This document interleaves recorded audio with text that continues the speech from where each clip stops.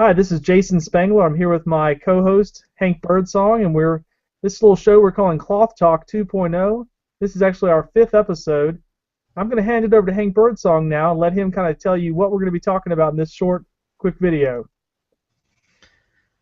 Hi, Jason. Mainly, what I want to talk about today is getting started. A lot of young collectors um, are always asking, how do you? I see other people's collections, but they have so much stuff, and I'll go around and I don't have anything that they really want. So how do I get started? And so I want to talk about a couple ways to do it. One thing is pick something local. Like in my area, it's Camp Daniel Boone, and what I did is I just started picking up um, patches as I saw them, and if I didn't have one, I'd just pick it up. Um, for it's tough because not a lot of people collect Camp Daniel Boone, and so there wasn't any guide to it. Not hardly anybody knew about it. But once I started collecting and had several, then other people started going, "Oh, I have one that you don't have," and I'd find out, and pretty soon a collection came together, and I've got a pretty good batch of Camp Daniel Boone. But that's one thing, is just to start off, try to figure out a collection that won't be too expensive. Got one here that's a pretty easy one to do, is generic patches. This is sort of a Homer Dearman special. He collects these patches that say winter event, your council name here. These are things that they would send out to the various councils to make it easy for them to make patches. But you can get patches from the 60s and 70s, sometimes in the 50-cent bin at a traderie. So pick out something, and it doesn't have to be earth-shattering, but just pick something out and then go for it. Another one that I did that is not too hard to do, and I think we could probably do a whole episode on this one, is Carolina's Indian Seminar. The Indian Seminar, a lot of folks that are learning to dance, sing, all things Indian, and but there's always a patch for it. It's a pretty defined group of patches, and a lot of folks that collect those, we'll let them go without it, being too tough. What do you have as far as a sort of a beginner collection there, Jason? Well, Hank, I've got a little notebook here, and actually it's not a notebook that I put together. It became a collection that I bought, but I am going to use this notebook to kind of continue on and kind of develop a collection. And what this individual had done was collected rank patches. So the reason why I think this is really good for getting started is because you notice that if you're a scout today, this is the patch that you got. But if you start getting into collecting a little bit, you discover, oh, wait a minute, there was another version of the scout patch.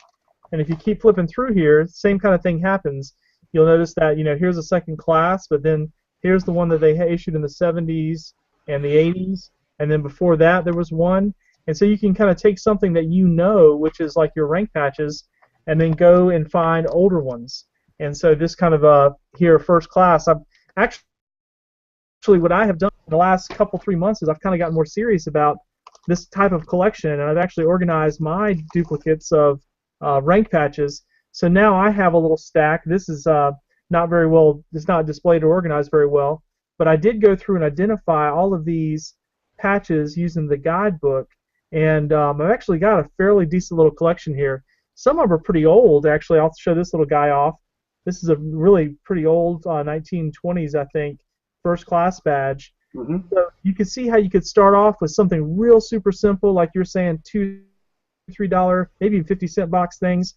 And if you want to take it to the next level, you can keep going, and you can go for these really old ones and just kind of make it a more advanced collection. But getting started with something that's easy, that's definitely good advice, Hank. What else would you say about this topic? Well, I started thinking about, I've always collected OA flaps, and the way I got started with OA flaps was going to a national conference, and I just got a whole bunch from I was in Wahissa, Lodge at the time were a dollar a piece. Those days are gone, but you can probably get a fairly expensive flap. But I just took 30 or 40 flaps from my lodge, and I just started trading them with other people. If they wanted 2 flaps for one, no thanks. Because I can trade 1 for 1 with somebody. And after a while, I had enough flaps that I started going, wow, I could start a number collection now. So I started in half, and boy, that's when there were 500 lodges to collect. That became a bear to do, but I got started out just by trading 1 for 1, and then sort of seeing where it went. But that's my main advice to younger guys. You start off with your lodge or your camp, and just trade others as much as you can, and then always buy extras when you go to an event so that you have dupes to trade later on. That's great, and a lot of us have been using the internet to do some trading. There's depending on where you live, there might be a Facebook group set up for your council or even for your camp or something, and you could put patches on there that you want to trade. If you want to go big, we have a big Scout Patch Collectors Facebook group that's got about 6,000 people in it, and people do a lot of trading there. But just getting started, you might want to start local and just kind of get the ball rolling. Hank, why don't you close us out on this topic since you kind of got us started? Okay. Well, that's it. Just set a goal and start towards it, and you'll be amazed at how quickly you have a pretty good collection started. Thanks a bunch.